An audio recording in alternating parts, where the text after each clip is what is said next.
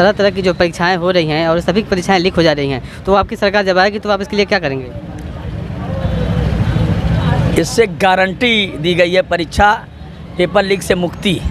India गठबंधन की सरकार बनेगी तो बहुत दावेदारी के साथ में ये जो 27 दलों के जो चोटी के नेता हैं, जो राष्ट्रीय नेता हैं, और इंडिया गठबंधन की जो सबसे बड़ी पार्टी कांग्रेस पार्टी है, ख़ास तौर से उसके राष्ट्रीय नेता माननीय राहुल गांधी जी का ये कथन है कि पेपर लीक से मुक्ति मिलेगी। ये बात तो बीजेपी के भी अपने उसमें सूची में परीक्षाओं को जो लीक हो रहे हैं उसके लिए कड़े कानून बनाए जाएंगे। अभी तक क्या कर रहे थे 10 साल से? 10 साल में 9 परीक्षाएं लीक हो गई। 9वीं परीक्षा हाल ही में जो लीक हुई पुलिस भर्ती की हुई है। आप उनके सपोर्ट में प्रश्न कर रहे हैं मुझसे? तो इस तरह के बेरोजगारी लड़कों में या युवाओं में जो बेरोजगारी है, नौकरी के लिए भटक रहे हैं और कोई भी भर्ती हो रही है तो परीक्षाएं लीक हो जा रही हैं। तो इसके लिए आपको बहुत बहुत धन्यवाद। पढ़े लिखे बेरोजगार लोगों में जो बढ़ोतरी हुई है, ये सरकार जो 10 सालों से देख रहे हैं, जो जुमला की सरकार है, झूठ बोलने वाली सरकार है, ये पूरे देश के लोगों के साथ में सिर्फ झूठ परोसा है, जुमलेबाजी किया है। ये वादा भर किया है कि हर साल हम 2 करोड़ नौकरी देने का काम करेंगे।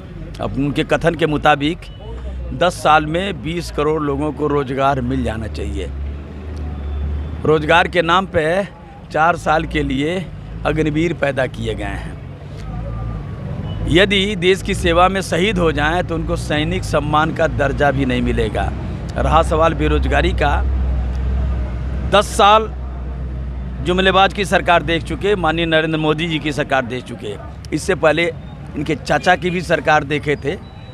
पहले 13 महीना, उसके बाद पहले 13 दिन, उसके बाद 13 महीना, उसके बाद 5 साल। उन्होंने भी इंडिया साइनिंग का वादा किया था। उन्होंने बेरोजगार लोगों के लिए कोई रोज़गार का बंदोबस्त नहीं किया। जो सरकारी नौकरियां थीं उसको भरने का काम नहीं किया। अलबत्ता उन्होंने ये पूर्व की अटल बिहारी वाजपेयी सरकार की बात मैं बता रहा हूं कि जो पेंशनर लोग रहते थे, नौकरी से रिटायर होने के बाद जो पेंशन पाते थे, पेंशन भी उन्होंने समाप्त कर दिया। उन्होंने अपनी सरकार में जो DAP और यूरिया की 50 किलो की बोरी होती थी, 5 किलो कटौती करके 45 किलो कर दिया।